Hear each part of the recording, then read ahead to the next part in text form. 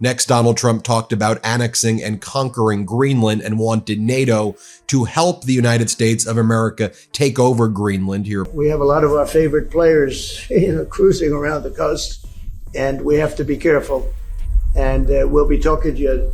It's a very appropriate, really a very appropriate question. It's an issue in the High North. Well, I think it'll happen, and I'm just thinking. I didn't give it much thought before, but I'm sitting with a man that could be very instrumental. You know, Mark, we need that for international security, not just security, international. Trump just told the NATO leader he wants to erase Canada from the map. I'm not making this up. He literally said Canada only works as a state, while the NATO Secretary General just sat there with his jaw on the floor. Imagine flying across the ocean for a serious diplomatic meeting only to hear the former president say he's planning to annex your neighbor. The look on Mark Rutte's face was priceless as Trump rambled about how much prettier the map would look without that pesky northern border. Before we move on, I'd like to ask you a small favor. If you appreciate this content, please take a second to like this video and subscribe to the channel. Over 98% of you watch the videos without subscribing. It costs you nothing, but it makes a huge difference to us. So did you click the subscribe button? Great, thank you so much. Now, back to the video. And to be honest with you, Canada only works as a state. It doesn't, we don't need anything they have.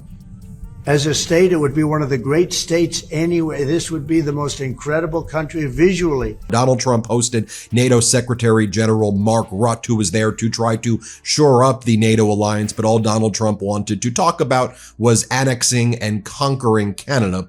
If you look at a map, they drew an artificial line right through it between Canada and the U.S., just a straight artificial line. Somebody did it a long time ago. Ever wonder what happens when a world leader gets so self-important that geography becomes optional? Well, that's exactly what NATO Secretary General Mark Rutte discovered during what should have been a routine diplomatic meeting at the White House. Rutte probably showed up with a neat little folder of talking points about security cooperation and strengthening the alliance against global threats. Poor guy had no idea he was about to enter the twilight zone of international relations. Before Rutte could even warm his seat, Trump launched into what can only be described as territorial fan fiction. Canada only works as a state. Also, Donald Trump wanted to talk about how he uses issues regarding transgender people during elections in order to try to get voters to vote against their interests by bullying. But about a week before the election, bring it up because you can't lose. Trump was asked about the suffering by American families and businesses as markets tank, as pensions are destroyed, And I saw this morning where one of them is pretty well known, one is arguing, fighting like crazy over men being able to play in women's sports. I said, yeah, I thought that was tried. I thought that was about a 95%, I think it's a 95% issue. Trump announced, suggesting that the nearly 4,000-mile border between the US and Canada was just some silly line drawn by people who didn't know what they were doing. You know, because who needs sovereign nations when you can have more states, right? But Trump wasn't done with his geographical shopping spree. Canada was merely the appetizer. For the main course, he set his sights on Greenland, telling Rutte that NATO should help America take over the massive island because it's very important for national security. I guess in Trump's mind, NATO has been rebranded from a defensive alliance to America's personal real estate acquisition team. You could practically see the mental gymnastics happening behind Rutte's eyes as he tried to process this information. The NATO chief kept trying to steer the conversation toward actual NATO business, like cooperation in the Arctic, but Trump kept circling back to his conquest wish list like a kid in a candy store, pointing at everything saying, I want that one.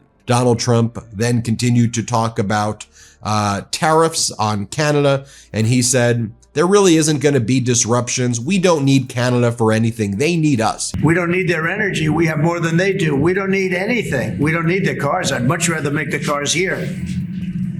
And there's not a thing that we need. Now, there'll be a little disruption, maybe our greatest state, but why should we subsidize another country for $200 billion? It costs us $200 billion a year. And again, we don't need their lumber. So Donald Trump wants the NATO Secretary of General to help him annex Canada and Greenland and attack NATO, but not press NATO to do more to help Ukraine? The diplomatic protocol violations didn't stop there. Trump declared the European Union very nasty and falsely claimed the US can't sell cars in Europe. That must have been news to the thousands of Americans driving Fords and Jeeps across European capitals. Watching Rutte's face throughout this spectacle was like watching someone trying to maintain composure during the world's most awkward dinner party. His expressions went from diplomatic smile to, "Is this really happening?" faster than you can say international incident. And he keeps on saying that over, and I'm going to make you so much richer. You're going to be so much richer. How about you just stop cutting Medicaid? How about you stop firing veterans? How about you stop tanking the market? Mr. President, on tariffs, you made clear you're not backing down from this, but many American small business owners say they are concerned that these tariffs are going to hurt them. What's your message to them? How about you just lower prices like you said you were going to do? How about you deal with those things? Next, Donald Trump spoke to the NATO Secretary General, who used to be the Prime Minister of the Netherlands. But the true beauty of Trump's diplomatic approach shined brightest when he revealed his cynical electoral strategy regarding transgender people. In what must have been a natural segue in Trump's mind, he advised Republicans to bring up anti-trans issues about a week before the election, because you can't lose that way. Nothing says presidential like using vulnerable communities as political pawns, am I right? As if the meeting couldn't get more surreal, Trump then claimed he invaded Los Angeles to turn on the water. But when it comes to Greenland, yes or not joining the US, I would leave that outside for me, this discussion, because I don't want to drag NATO in that. But when it comes to the High North and the Arctic, you are totally right. So the fact that the seven, outside Russia, there are 7 Arctic countries working together on this, under U.S. leadership, is very important to make sure that that region, that part of the world stays safe. And you see they're taking them out in record numbers. Gang members, gang leaders, drug dealers. There's a problem the Netherlands does not have. The Netherlands never had this problem. If you'd like to take it, but it won't be very long.